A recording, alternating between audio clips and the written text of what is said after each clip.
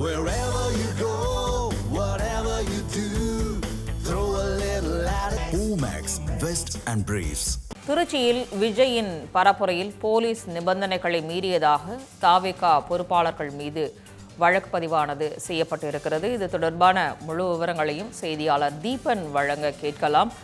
வணக்கம் தீபன். திருச்சியில் தாவேகா தலைவர் விஜய் பிரச்சார பயணத்தை தொடங்கினார். இதில் சில நிபந்தனைகளை காவல்துறை தரப்பில் விதிக்கப்பட்டது. அந்த நிபந்தனைகளை தாவேகா தொண்டர்கள் மீறியதாக கூறி தற்பொழுது தாவேகா பொறுப்பாளர்கள் மீது வழக்கு பதிவானது செய்யப்பட்டிருப்பதாக ஒரு செய்தியானது கிடைக்கப்பட்டிருக்கிறது. இது தொடர்பான முழு விவரங்கள்.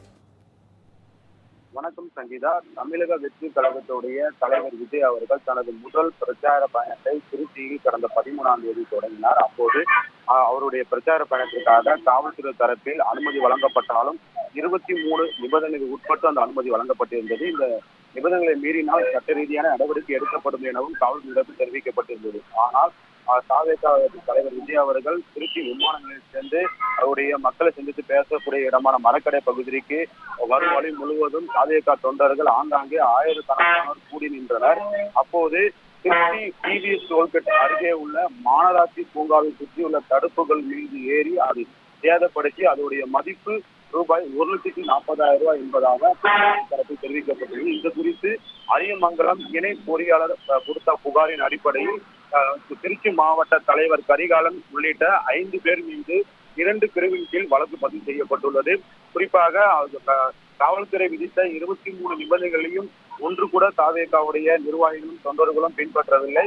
ஆகையால் பொது சொத்துக்கு பங்கம் விளைத்தது, அரசு சொத்துக்களை சேதப்படுத்தியது, அதே போன்று போக்குவரத்துக்கு இடையூறாக இருந்தது, மேலும் காவல்துறை விதிமுறைகளை எதுவும் பின்பற்றாமல் இருந்தது என பல்வேறு பிரிவுகளின் கீழ் தாவேகாவுடைய பொறுப்பாளர்கள் மீது வழக்கு பதிவு செய்யப்பட்டுள்ளது. இந்த வழக்கானது திருச்சி கண்டோன்மெண்ட் காவல் நிலையம் மற்றும் காந்தி மார்க்கெட் காவல் நிலையம், ஸ்ரீரங்கம் காவல் நிலையங்களில் இந்த இவர்கள் மீது வழக்கு பதிவு செய்யப்பட்டுள்ளது.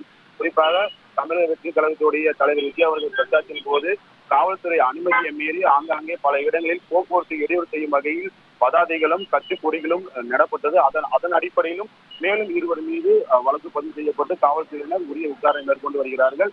குறிப்பாக இதில் அந்த தமிழக வெற்றி கழகத்துடைய பொதுச் செயலாளர் இருக்கக்கூடிய ருசி ஆனந்த் மீது இதுவரை எந்த விதமான ஒரு வழக்கும் பதிவு செய்யப்படவில்லை.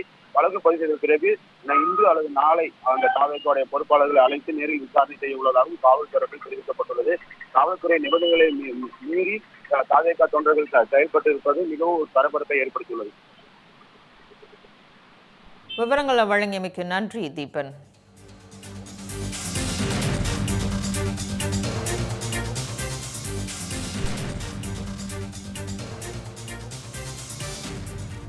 திருச்சியில் விஜயின் பரப்புரையில் போலீஸ் நிபந்தனைகளை மீறியதாக தாவேகா பொறுப்பாளர்கள் மீது வழக்கு பதிவானது செய்யப்பட்டிருக்கிறது.